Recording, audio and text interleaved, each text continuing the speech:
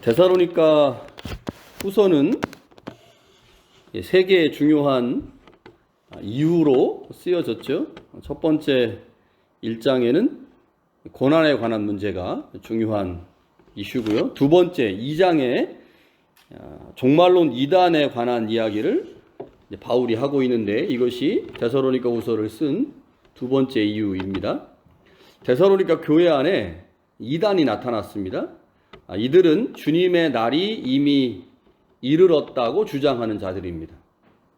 그러니까 지금으로 하면 제7일 안식교 있잖아요. 여호와 재림교. 예수님이 이미 그 재림하셨다고 주장하거든요. 거기도 이미 예수님이 공중에 재림하셨고 지상으로 아직 재림을 안 하신 거예요. 공중에서 지상으로 내려오셔야 되는데 이제 시간이 이제 지나면 내려온다. 근데 그 내려오는 시간이 지금 몇십 년이 지났는데 안 내려오고 계시니까 이제 문제가 되는 거죠. 이 당시에도 역시 주님의 날이, 주님이 이미 재림했다고 주장하는 사람들이 있었습니다. 이들은 영적인 능력을 보여주면서 주장을 한 거죠. 또한 바울의 가짜 편지를 증거로 내밀면서 주장을 했습니다. 바울도 그렇게 얘기했다. 그러니 주님이 이미 이 땅에 오셨다. 그러나 우리가 지금 인식하지 못할 뿐이다. 그러니 우리가 집중해야 되는 것은 주님의 날에 집중하는 거지 삶에 집중하는 게 아니다. 이런 얘기를 하게 된 거죠. 이들의 주장으로 인해서 교인 중 일부가 미혹이 됐습니다. 그래서 주님이 나타나실 날만, 주님이 오셨는데 우리가 지금 인식을 못 하잖아요. 그러니까 주님이 나타나시게 될 텐데 그 나타나실 날만을 기대하면서 삶을 팽개치는 사람들이 있었다는 거죠. 바울은 이러한 이단의 가르침이 틀렸다는 사실을 증명하고 있습니다. 그 방법으로 사용한 것이 묵시문학의 종말론입니다. 묵시문학의 종말론을 가지고 지금 이단들이 주장하고 있는 주님의 날이 이미 이르렀다라고 하는 것을 반박하고 있는 거죠. 지금 바울은 아직 주님의 재림이 이루어지지 않았다라는 것을 확신하고 있습니다. 그러니까 주님은 아직 임하지 않았습니다. 주님의 날이 임박했지만 아직 임하지 않았어요. 이것을 바울이 확신하면서 그 어떤 가르침에도 미혹되지 말아야 된다라고 하면서 이제 교회 안에 있는 이단의 가르침을 정면으로 반박하면서 쓴 부분이 2장 1절부터 12절까지인데, 자, 오늘 본문 3절부터 12절의 내용들을 좀 살펴보려고 합니다. 자, 3절부터 12절이 바울 서신 전체에서 여러 부분들이 논쟁이 되거든요. 바울 서신 중에 논쟁이 되는 부분들이 있는데, 이 논쟁이 되는 부분들의 대부분은 이게 바울이 실제로 썼느냐 쓰지 않았느냐의 논쟁이에요. 대부분 그렇습니다. 이게 바울이 실제로 썼느냐 아니면 후대에 첨가된 거냐. 그래서 보수적인 학자들은 바울이 썼다라고 주장을 하는 거고, 좀 진보적인 학자들은 바울이 쓰지 않았고 바울의 제자가 썼거나 아니면 나중에 덧붙여진 거다라고 주장을 합니다. 이런 주장을 하게 되는 이유는 바울 전체의 서신들의 어떠한 일관성이 있을 거 아니에요? 그 일관성이라고 하는 틀에서 벗어나면 대체적으로 이건 바울이 쓴 게 아니고 나중에 쓴 거다, 이렇게 주장을 합니다. 특별히 오늘 우리가 이제 보려고 하는 2장 3절부터 12절까지가 그런 논쟁 가운데 있는 본문입니다. 왜냐하면 바울이 데살로니가 전서를 썼잖아요. 데살로니가 전서는 바울이 쓴 거라고 분명하게 얘기하거든요. 확신을 해, 학자들 사이에서. 자, 5장, 4장과 5장에 가면, 죄송합니다. 이게 화면이 갑자기 줄어들어 버렸어요. 4장과 5장에 가면 바울이 주님의 재림의 때 주님이 언제 임재하실지는 아무도 모른다. 아무도 알 수 없다. 그래서 할 수 있는 것은 깨어 있는 것이다. 우리가 이제 주님의 재림과 관련해서 할 수 있는 일은 깨어 있는 거예요. 그래서 이 4장과 5장에는 바울이 주님의 재림의 때나 종말의 시점을 계산하는 것을 전적으로 거부합니다. 이게 바울의 주장이죠. 자, 그런데 3절부터 12절, 데살로니가후서 2장 3절부터 12절의 내용을 보면 주님의 재림의 때를 어떠한 특정한 시점으로 제시하고 있다는 거예요. 그러니까 데살로니가 전서는 주님의 재림의 때는 아무도 모른다. 그래서 깨어 있어야 된다라고 얘기를 하는데 데살로니가 후서 2장 3절부터 12절에서는 주님의 재림의 때를 어떠한 특정한 시점으로 설정하고 있어요. 그 시점이 어느 때냐? 불법의 사람, 즉 멸망의 아들이 나타난 후라는 겁니다. 자, 그러니까 다미선교회처럼 1992년 10월 23일, 10월 28일 이렇게는 특정하지 않지만 분명히 데살로니가 전서 4장과 5장에서는 주님의 재림의 때는 모른다라고 얘기했는데 데살로니가 후서 2장에 가니까 주님이 재림하실 때에는 반드시 멸망의 아들과 불법의 사람이 나타나고 그들이 나타난 후에 예수님의 재림이 온다. 그러면 데살로니가 후서에서는 주님의 재림의 때를 어떠한 특정한 때로 특정하고 있는 거죠. 그 날짜를 얘기하지 않을 뿐이지 분명히 예수님의 재림이 있기 전에 어떠한 징조가 나타난다라고 말하고 있기 때문에 엄밀하게 따져보면 전서와 충돌하는 거죠. 전서에서는 아무도 모른다. 알 수 없다. 후서에서는 멸망의 아들이 나타난 후에 예수님이 오신다. 그러니 지금 멸망의 아들이 아직 안 나타났으니 주님이 오실 때가 아니다라고 말한다면 분명히 전서와 후서는 충돌이 있고 그러면 전서와 후서 중에 바울이 안 쓴 게 혹시 있지 않을까 이렇게 생각을 한 거예요. 그러니까 전서는 바울이 쓴 게 분명하니까 2장 3절부터 12절까지는 바울이 쓴 게 아니고 나중에 후대에 들어간 게 아니냐라고 학자들이 주장을 하는 거죠. 그래서 이 단락이 논쟁이 아직도 되고 있어요. 결론이 안 져졌습니다. 아직도 심지어 어떤 학자들은 데살로니가 후서를 바울이 이 편지를 쓰지 않았다라고 주장하는 학자들도 있어요. 좀 진보적인 학자들 그렇게 생각을 하죠. 자, 바울은 데살로니가 후서를 쓸 당시에 아직 주님이 재림하지 않았다고 확신하고 있습니다. 종말론 이단들의 가르침이 모두 거짓말이다 라고 지금 바울은 확신하고 있어요. 자, 그런데 그것을 증명해야 되는데 주님은 아직 재림하지 않았고 교회 안에 있는 종말론 이단들이 말하고 있는 것이 분명히 틀렸는데 그 틀린 것을 증명해야 되는데 이게 굉장히 쉽지가 않단 말이에요. 그래서 바울이 묵시문학의 종말론을 가져온 겁니다. 이 묵시문학이라고 하는 것 우리가 성서대학에서 여러 차례 배웠어요. 여러 차례 배웠기 때문에 그런데 안타깝게도 영상으로는 남아있지 않습니다. 영상으로 남아있지 않고 여러분들한테 나눠드린 유인물의 이제 묵시문학에 대한 것들이 있기 때문에 혹시 이 설교를 들으시거나 이제 오디오를 들으시는 분들 나중에 한번 성서대학에서 했던 내용들을 다시 한번 보시면 좋을 것 같은데 자, 묵시문학의 종말론. 그러니까 묵시문학이라고 하는 게 언제 생긴 문학이냐면 구약의 중간기 때 생긴 구약하고 신약하고 중간기 때 이스라엘 백성들이 그 고난을 굉장히 많이 받았잖아요. 바벨론 포로 이후에 바벨론 포로기에는 바벨론한테 포로기 이후에는 페르시아에게 지배를 받았고 페르시아 때는 그래도 양반이었어요. 페르시아는. 그래서 큰 고통이 없었는데 페르시아가 무너지고 헬라라고 하는 제국이 그 지역의 패권을 잡으면서 이스라엘이 엄청나게 고난을 많이 받습니다. 이스라엘 백성들이. 그 고난받는 그 시기에 생겨난 문학을 묵시문학이라고 불러요. 이 묵시문학에도 여러 가지 이제 문학의 우리가 이제 기독론, 신론, 종말론 있듯이 문학 안에도 여러 가지들이 있는데 그 중에 이제 종말론이 있는 거죠. 그 묵시문학의 종말론에 보면 종말의 때가 있기 전에는 반드시 악한 자가 출현하고 그 악한 자가 하나님의 백성을 박해한다라고 되어 있습니다. 이게 이제 묵시문학의 종말론의 중요한 특징입니다. 자, 바울이 보기에 이 묵시문학의 종말론의 구조와 지금 현재 아직 주님의 재림이 임하지 않은 주님의 재림이 임박한 지금의 시점이 비슷하고 유사하다고 생각한 거죠. 비슷하고 유사한데 묵시문학의 종말론을 가져다가 설명을 하게 되면 지금 박해를 경험하고 있는 이것, 그리고 아직 출현하지 않은 적그리스도. 그러니까 지금은 적그리스도가 굉장히 많이 출현했잖아요. 예수님이라고 말하는 사람 얼마나 많습니까? 한국에도 막 수십 명이에요, 수십 명.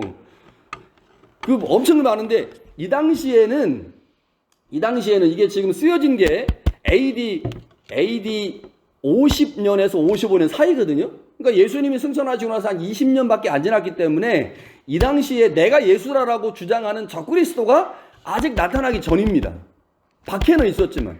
그러니까 데살로니가 교회 교인들의 입장에서는 묵시문학에 보면 하나님의 심판이 임하는데 그 심판은 적그리스도, 하나님, 여기 본문에 그래서 보면 이런 얘기 있죠. 모든 것과 숭배함을 받는 것에 대항하여, 하나님을 대항하고 하나님의 성전에 앉아서 자기를 하나님이라고 내세우는 적그리스도, 하나님이라고 내세우는 자가 나타나야 되는데 지금 데살로니가 후서를 쓸 당시에는 이런 존재가 아직 안 나타났거든요. 숨어 있는데 이런 존재가 아직 나타나지 않았기 때문에 바울이 데살로니가 교회에게 야, 지금이 주님의 재림이 임박할 때인 것은 분명하지만 그렇다고 지금 주님의 재림이 임했다라고 말할 수가 없다. 유대교회에서 쓰고 유대교회에서 가지고 있는 묵시문학에 보면, 그 묵시문학의 종말론에 보면 반드시 마지막 때가 오기 전에 적그리스도가 출현해서 그가 하나님의 성전을 더럽히고 하나님을 대항하고 하나님이라고 주장한다. 우리로 말하면 예수라고 주장하는 사람이 나타나야 하는데 그러한 예수라고 주장하는 사람이 아직 안 나타났다는 거죠. 안 나타났으니 당연히 주님의 재림도 임한 게 아니다. 그러니 당신들 안에 지금 이단들이 나타나가지고 여러분을 유혹하고 있는데 그 미혹하는 그들의 주장이 잘못됐다라고 지금 이야기하는 겁니다. 자, 그런데 묵시문학이라고 하는 문학 장르가 만들어지게 된 중요한 이유가 있어요. 뭐냐면 하나님께서 자기 백성을 돌보시잖아요. 자기 백성을 돌보시는데 하나님을 대적하는 자들이 하나님의 백성들을 지금 괴롭히고 고난을 주거든. 그런데 하나님은 분명히 그 모든 고난의 마지막에 불현듯 메시아를 보내시고 메시아의 출현을 통해서 그 모든 심판하는 자들을 다 처단하실 거예요. 그러니까 지금 고난받고 있는 백성들이 해야 할 가장 중요한 일은 하나님이 우리를 구원하실 그 구원의 날을 소망하면서 참고 기다리는 겁니다. 고난을 인내하며 기다리는 거예요. 그게 지금 하나님의 백성들이 해야 될 일이거든. 그러니까 지금 바울이 이 묵시문학을 가져와서 설명하는 중요한 이유는 첫 번째, 아직 주님의 재림이 임하지 않았다는 거예요. 묵시문학에 보면 적그리스도라고 하는 하나님을 대적하고 하나님의 성전을 더럽히는 자가 나와야 되는데 아직 그가 출현하지 않았으니 당연히 그의 출현 이후에 하나님께서 메시아 예수 그리스도를 보내실 건데 다시 첫 번째 오셨던 그 예수가 다시 우리를 구원하시기 위해서 재림하실 건데 적그리스도가 안 나타났으니 주님의 재림이 임하지 않은 거다. 아직 주님의 재림은 임하지 않은 거다라고 하는 것이 첫 번째 바울이 지금 말하고 싶은 것이고, 그 주님의 재림이 나타날 때까지, 오실 때까지, 주님이 다시 오실 때까지 하나님의 백성들은 뭐 해야 되는 겁니까? 고난을 이겨내고 견뎌내는 거죠. 그 고난의 현장에서 자신에게 주어진 삶을 묵묵히 살아내는 것. 이것이 백성들이 해야 될 일이다. 이 두 가지를 설명하려고 이 묵시문학의 종말론을 바울이 가져다가 썼습니다. 그래서 이 본문을 잘 읽어보면 이 본문 안에 나오는 단어들이 유대교 묵시문학에서 사용되고 있는 개념들이 많이 이 본문에 등장하고 있습니다. 자, 내용을 조금 보도록 하겠습니다. 자, 3절에 보니까요, 바울이 아직 그날이 이르지 않은 이유를 이렇게 말합니다. 배교하는 일이 일어나지 않았다. 배교하는 일이 일어나지 않았다. 자, 3절 중간에 보면 먼저 배교하는 일이 있다라고 하는 거죠. 왜 배교가 일어나겠습니까? 고난이 심해지거나 혹은 유혹하는 자의 유혹이 너무 달콤해가지고 이제 배교가 일어나는데, 야, 너희 공동체 안에 지금 예수 믿다가 배교해가지고 나 예수 더 이상 믿지 않겠어라고 하는 사람들이 있냐? 여러분 생각해 보세요. 33년에 예수님이 부활하고 승천하셨어요. 이게 쓰여진 게 50년대 초반이라고 진다면 20년밖에 안 지났잖아요. 그러니 뭐 이 당시에 이 배교라고 하는 것이 이 당시에 일어나지 않고 주로 언제 일어났냐면 AD 80년, 90년에 배교가 많이 일어났어요. 왜냐면 AD 80년, 90년에 유대교가 본격적으로 기독교를 박해하기 시작했거든요.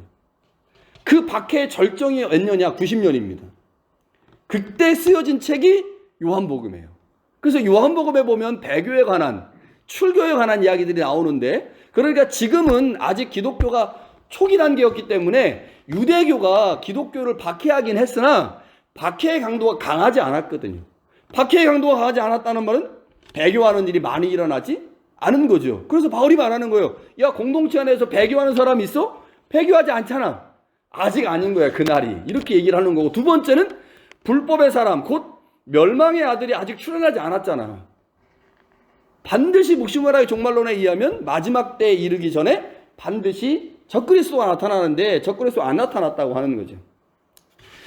배교는 불법의 사람으로 인해서 이제 발생하는 거니까 이게 둘 다 사실 일어나지 않은 것으로, 이 불법의 사람, 이거를 이제 오늘 우리로 말하면 이제 적그리스도 혹은 이단 이렇게 설명할 수가 있는 거죠. 자, 4절에 보니까요, 그 불법의 사람, 그 멸망의 아들을 어떤 사람이 이제 설명을 하는데, 스스로 높이려고 하는 자다. 하나님의 성전, 즉 하나님의 다스리는 교회 안에서 하나님을 모독할 뿐만 아니라 자신을 하나님이라고 말하는 자다. 오늘로 말하면 자칭 예수, 이런 사람들이 자칭 예수라고 하는 사람들이다. 자, 5절에 보니까 내가 너희와 함께 있을 때 이 일을 너희에게 말한 것을 기억하지 못하느냐. 그러니까 바울이 가르친 거예요. 반드시 분명히 가르쳤습니다. 자, 마지막 때 어떤 일이 일어날지를 가르쳤어요. 데살로니가 전서 4장과 5장에 종말에 관한 교훈이 있잖아요. 그 종말에 관한 교훈이 있는데 거기서도 가르쳤고, 데살로니가 교회에서 바울이 잠깐 목회할 때도 가르친 것 같습니다. 자, 6절에 보니까요, 앞의 내용을 좀 부연해 설명해요. 바울이 3절과 4절에서 그리스도의 강림 이전에 불법의 사람 곧 멸망의 아들이 나타난다고 말을 했는데, 자, 6절에 보니까 뭐라고 되어 있냐면, 지금 너희는 지금 그로 하여금 그의 때에 나타나게 하려 하여 막는 것이 있는 것을 안다. 이 막는 것이 있는 것이 있다. 이게 뭔지를 정확하게 바울이 설명하지 않기 때문에 우리가 알 수는 없지만, 불법의 사람이 나타나고 그 다음에 예수님이 나오시잖아요.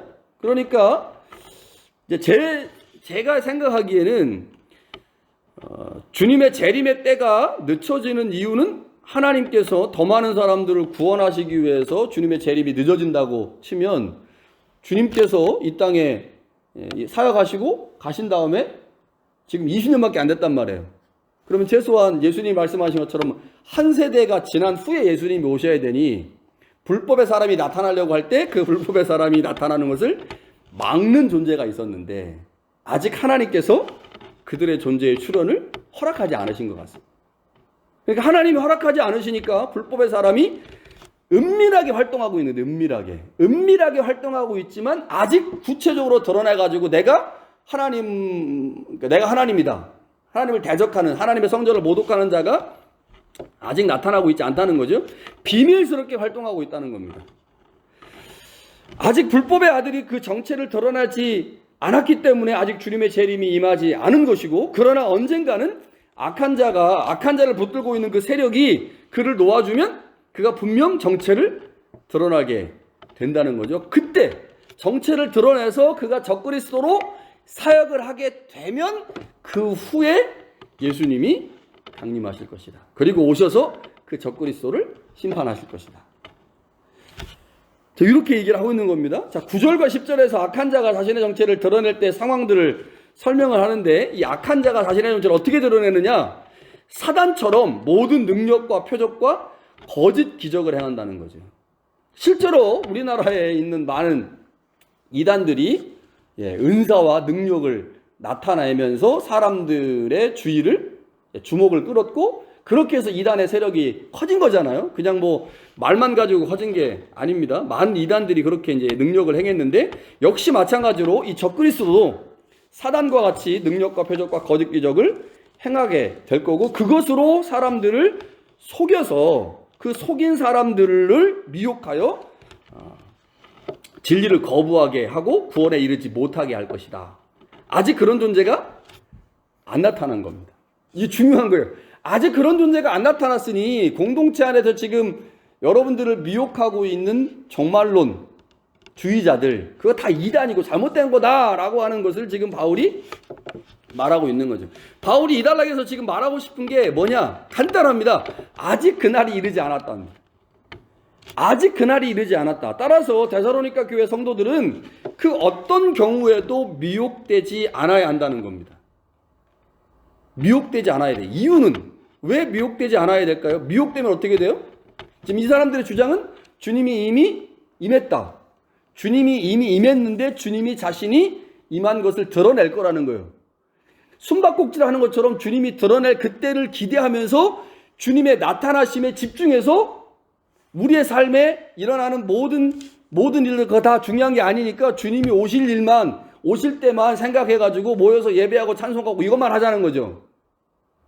그럼 뭐가 무너집니까? 현재 삶이 무너지는 거예요. 현재 삶이. 그런데 바울은 지난주에 우리가 수요일날 성서대학에서 바울의 종말론을 봤는데 바울의 종말론의 가장 중요한 특징은 현재의 삶입니다. 현재의 삶. 그러니까 바울은 우리가 죄라고 하는 사단이라고 하는 옛 세대에 속해 있다가 예수님을 믿으면서 새로운 세대 안으로 들어왔잖아요. 옛 세대 안에 있다가 새로운 세대 안에 들어왔어요. 새로운 세대 안에 들어온 우리에게 맡겨진 사명들이 있어요. 주님의 말씀에 순종하는 겁니다.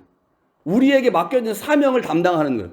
그 순종과 사명을 담당하는 일들을 따박따박 차근차근하게 해야 되는데 주님이 이미 재림했고 그 재림하신 주님께서 자신의 정체를 드러낼 때를 우리가 주목하여 봐야 된다고 하면 거기에 우리의 시선이 뺏기면서 자연스럽게 오늘 우리가 최선을 다해야 되는 우리의 현재의 삶이 포기된다는 거죠. 바울이 이것을 가장 걱정했어요.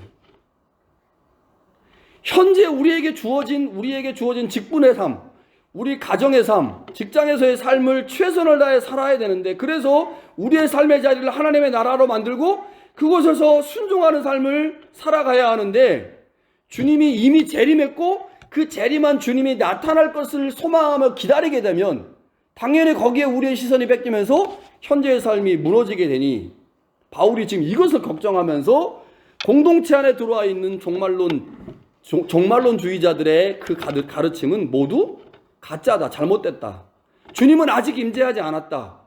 그러면서 설명하는 방법이 묵시문학의 종말론을 가지고 묵시문학의 종말론에 보면 아직 주님이 재림하지 않았다는 거죠. 주님이 재림하려면 반드시 적그리스도가 출현해야 되는데 아직 출현하지 않았으니 여러분들 가운데 지금 있는 그 고난을 믿음으로 잘 견뎌내고 고난 가운데서도 여전히 현재의 삶을 포기하지 않는 최선의 삶을 살아낸다면 그것이 바로 주님의 재림을 가장 잘 준비하는 방법이다.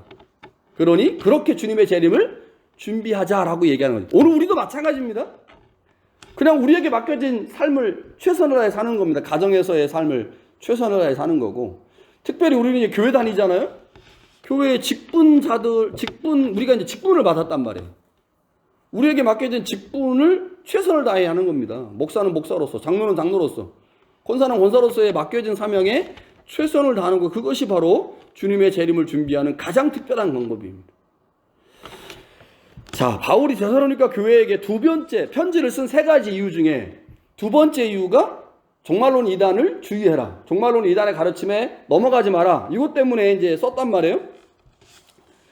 자, 그런데 이 당시에 이 사람들을 이제 오늘 우리로 한다면 가장 대표적인 지금 현재 우리를 가장 괴롭히는 이단 중에 하나가 신천지지 않습니까? 신천지. 그러니까 교회 안에 이제 신천지가 들어왔다고 생각을 해보세요. 신천지. 교회 20년, 30년 다닌 사람들이 신천지의 가르침에 매료되어 모든 것을 다 버리고 신천지로 들어갑니다. 여러분, 교회 다닌 지 한 달, 두 달밖에 안 된 사람이 신천지에 빠지는 게 아니에요. 10년, 20년, 30년 다닌 사람들이 신천지에 빠집니다. 신천지가 성서가 아닌 다른 어떤 책을 가져와가지고 기독교를 설명하는 게 아닙니다. 신천지도 우리가 보고 있는 이 성경을 가지고 교리를 설명하죠. 이단들의 가르침은요, 정통교단의 것과 매우 유사합니다. 왜냐하면 텍스트가 같으니까. 아예 텍스트가 다르면 다른 거 가지고 얘기하니까 그렇겠지만 텍스트가 같단 말이에요. 그래서 이단의 가르침을 주의를 기울여서 보지 않으면 분별하기가 쉽지 않습니다. 최소한 현재 존재하고 있는 신천지와 같은 이단들의 가르침을 분별할 수 있을 정도까지는 말씀을 배워야 돼요. 그러니까 이단의 가르침과 정통교회의 가르침의 차이가 뭔지를 알 수 있을 때까지는 배워야 됩니다. 누가 와가지고 뭔가를 막 설명했는데 들어보니 이러면 그 사람은 성경 다시 배워야 되는 거예요. 이러면 안 돼요. 이러면 그 이단이네 라고 얘기할 수 있어야 돼. 자, 우리 교회 교인 중에 이단이 와가지고 막 교리를 막 설명하는데 그거를 듣고 이거 이단이네 라고 말할 수 있는 사람이 어느 정도 될까요? 여기 앉아 계신 분들은 자신합니까? 막 이단이 와가지고 막 이단의 가르침을 막 신천지 가르침을 막 설명하는데 그거를 듣고 나서 이건 이단이네, 분명히 이단이네, 이렇게 분명하게 분별할 수 있는 자신감이 여러분한테 있습니까? 있어요? 글쎄, 정기혁 집사님 고개를 끄덕거리는데 글쎄 요즘 성서를 잘 안 배우는 걸 보니까 안 될 것 같은데. 여러분 자신하지 마세요. 절대로 자신하지 마세요. 여러분 제가 여기 와가지고 무슨 얘기를 들었었냐면 다미선교회 1992년 10월 28일이요. 그 다미선교회에 빠진 분들이 이제 꽤 있었다고 얘기하더라고요. 여기 유니팩에도. 특히 임마누엘 교회 장로님하고 몇몇 사람들이 빠져가지고 실제로 막 하얀 옷 입고 10월 28일 날 새벽에 그랬대요. 그러니까 여러분 이게 이단의 가르침이 정통교단과 매우 유사하기 때문에 사실은 자신할 수는 없습니다. 자신할 수는 없는데, 자, 우리가 어디까지 말씀을 배워야 되느냐? 오늘 본문의 말씀을 근거로 해서 보면 이단과 정통을 구별할 수 있을 때까지 말씀을 배워야 돼요. 굉장히 중요한 겁니다. 여러분 이단 끝이 다르다라는 말이에요. 끝이 다르다. 처음부터 다르면야 알죠. 얘가 문제가 있는지 없는지. 그런데 이단이 처음에 설명할 때 정통과 비슷한 방식으로 설명하기 때문에 우리가 이단을 구별하기가 쉽지가 않겠죠. 자, 우리가 바른 복음과 은혜 안에 머물고자 한다면, 바른 복음과 은혜 안에 머물기를 원한다면 사실은 그 바른 복음과 은혜가 무엇인지를 알아야만 그 안에 머물 수 있어요. 이단의 가르침과 정통의 가르침이 무엇인지를 모르면 머물 수가 없거든요. 자, 오늘 바울이 우리에게 종말론 이단에 대해서 설명하면서 우리의 마지막이 심판과 멸망이 아닌 영생이 되기 위해선 그 종말론 이단들의 가르침을 배격해야 된다라고 얘기해요. 그 말은 다른 말로 하면 정통 교단에서 말하고 있는 종말론의 의미가 뭔지를 알아야 된다는 거죠. 요걸 알아야 요거를 배격할 수 있어요. 그러니까 오늘 우리가 해야 될 일은 여기를 따로 배울 수는 없으니까 요거를 잘 이해해야 되는 거죠. 기독교에서 말하는, 성서에서 말하는 종말론이 어떤 것인지를 제대로 이해해야만 이단이 우리 가운데 들어올 때 그 이단의 가르침을 물리치고 그 물리친 상태에서 우리 가운데 영생과 생명이 주어진다라고 하는 거죠. 여러분, 제가 예전에 몇 번 얘기했는데 김세현 박사님이 한국교회 구원론은 구원파 구원론과 별반 다르지 않다는 얘기를 많이 했어요. 저는 이 얘기를 들으면서 굉장히 충격을 받았거든요. 그런데 제가 한국교회 구원론을 좀 살펴보니까 실제로 구원파 구원론하고 많이 안 달라요. 그런데 여러분, 한국교회에 있는 많은 그리스도인들이 자신이 이해하고 있는 구원론을 구원파 구원론이라고 말하는 사람이 있을까요? 그런 사람이 별로 없습니다. 김세원 박사님 같이 이 성서학을 수십 년을 공부한 사람이 한국교회를 진단해 보니까 한국교회 구원론은 구원파 구원론하고 별반 다르지 않다라고 얘기하는 거거든요. 그렇다면 오늘 우리가 정통이라고 알고 있는 그것이 아닐 수도 있다는 거예요. 데살로니가 교인들이 그렇지 않았을까요? 말과 영과 바울의 편지를 가지고 와가지고 예수님은 이미 임했다라고 아주 그럴듯하게 말하는 그 이야기를 들으면서 예수님은 진짜 임했구나라고 생각하는 사람이 있었을 거 아니에요. 그걸 믿었을 거 아닙니까? 그래서 그것이 정통이라고 생각하는 사람이 있었을 거예요. 그런데 바울이 그거 아니라고 얘기한단 말이에요. 마찬가지입니다. 우리에게 지금 중요한 것은 우리가 정통이라고 알고 있는 교리도 아닐 수 있다. 그래서 우리는 끊임없이 끊임없이 교리 공부하고 성서 공부를 해야 되는 거예요. 내가 갖고 있는 믿음이, 지금 갖고 있는 믿음이 마지막까지 변절되지 않고 그대로 유지될 수 있느냐? 그렇지 않습니다. 아담은 사는 영이에요. 그런데 살려주는 영이 없으면 그 사는 영은 죽게 되어 있습니다. 그러니까 내가 지금 배운 하나님의 말씀, 내가 지금 깨달은 주님의 말씀이 한 번 깨달았으니까, 한 번 내 안에 있으니까 이거 마지막까지 잘 유지되겠지. 천만의 말씀입니다. 아침에 밥 먹었다고 내일 안 먹습니까, 밥? 아침에 오늘 먹고 오늘 먹어도 내일은 또 밥 먹어야 돼요. 한 번 먹은 밥 가지고 일주일, 2주일 못 삽니다. 마찬가지예요. 내가 지금 하나님의 말씀을 배웠지만 그 배운 말씀이 내 안에서 살아있는 하나님의 말씀이 되기 위해서는 계속해서 하나님의 생명의 말씀을 공급해 주지 않으면 어제 배운 말씀 가지고는 내일을 못 살아요. 그래서 우리 매주마다 설교 들어야 되는 거고, 매주마다 내가 로마서를 공부했어도 내년 내후년에 로마서 또 공부해야 되는 거야. 그래야 로마서 말씀이 나를 살리는 거예요. 한 번 배웠으니까 끝! 절대 아닙니다. 그래서 제가 이제, 근데, 세순교회에서 성서대학은 안 하려고 이제. 내가 시험 들어가지고, 교인들한테 내가 시험 들어가지고 안 하려고요. 여러분 예전에 했던 거 그래서 제가 요즘 영상 만들어 놓는 겁니다, 영상을 남기는 이유는 이제 영상으로 여러분 계속 공부하시라고. 여러분 한 번 배운 말씀, 그거 영원하지 않습니다. 잃어버리기도 하고요. 내 안에 들어오는 그 말씀이 새로운 하나님의 말씀으로 계속 공급되지 않으면 변질돼 버려요. 그래서 계속 배워야 되는 겁니다. 죽을 때까지 계속 하나님의 말씀 들어야 되는 거예요. 안 그러면 그때는 충만한 것 같지만 얼마 후에 변질됩니다.